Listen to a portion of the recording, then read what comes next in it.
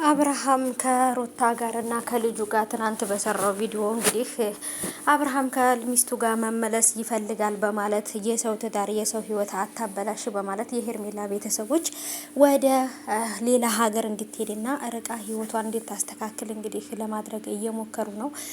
ሄርሜላ እንግዲህ ከሀገር ወጥታለች የሚባል ነገር ነው እንግዲህ እያየን ያለ ነው ማለት ነው። አሰላሙ አለይኩም ወራህመቱላሂ ወበረካቱ። ሰላም ሰላም፣ ውድ የተከበራችሁ የቻናሌ ተከታታዮች የኔ ውዶች የኔ ወርቆች እንዴት ናችሁልኝ?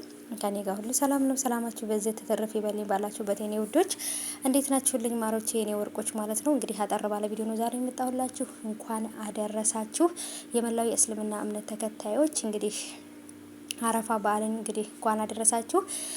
ለቀጣይ አመትም ደግሞ በሰላም በፍቅር ያሰብነው ተሳክቶልን ሁሉን ነገር ሞልቶልን ያው 100% ባይሞላም ግን ደግሞ አለ አይደለ ብዙ ነገሮች የምናስባቸው በጣም ብዙ ሀጃዎች አሉብን። አላህ እነዛን ሀጃዎች አስተካክሎልን በሰላም የምንደርስ ያድርገን። አመቱን ይባርክልን የኔ ውዶች ማለት ነው። እና ወደ ሀገር ለመግባት እያሰብን ያለን እኔም እያሰብኩ ነው። ቀጣይ አመት ደግሞ በቤታችን የረመዳንንም አረፋንም የምንቀበል አላህ ያደርገን የኔ ውዶች። እና ባይቦቼ እንግዲህ ሄርሜላ ከሀገር ወጥታለች የሚባል ኢንፎርሜሽን በቲክቶክ ላይ ወጥቷል። እንግዲህ ሄርሜላ ከሀገር የወጣችበት ምክንያት ምንድነው? በአብርሃም ጉዳይ ነው። ምክንያቱም አብርሃም ህይወቱን መኖር ይፈልጋል፣ ወደ ሚስቱ ይመለስ፣ እኛንም አዋረድሽን በማለት እንግዲህ የሄርሜላ ቤተሰቦች ወደ ከሀገር እንድትወጣ እንደፈረዱባትና እንደወሰኑባት ነው እንግዲህ የሰማ ነው። ይሄ ነገር ደግሞ ለብዙዎቻችሁ ትንሽ ያስከፋል፣ ለእኛ ግን ደስ ነው የሚለን። በተለይ የአብርሃምና የሩታ ቤተሰቦች ቢሄዱልን ነው። የሩታና የአብርሃም ቤተሰቦች ነው ሩታና አብርሃም የሚወዱ ልጆች ብትሄድ ነው ደስ የሚለን። ታውቃላችሁ፣ አይከፋንም መሄዷ።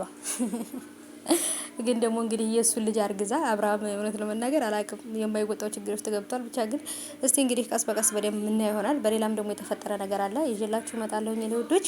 እና እንግዲህ በዓል እንዴት ነበር? አላስረዝምባችሁም፣ አጠር አድርጌ ነው የምሰራላችሁ። ሄርሜላ የእውነት ከሀገር ልትወጣ ነው ወይንስ ደግሞ ውሸት ነው? አላወኩም። ግን ደግሞ ትክክለኛ ሰው ላይ ነው ይሄንን መረጃ ያወጣው ማለት ነው፣ የሚያውቅ ሰው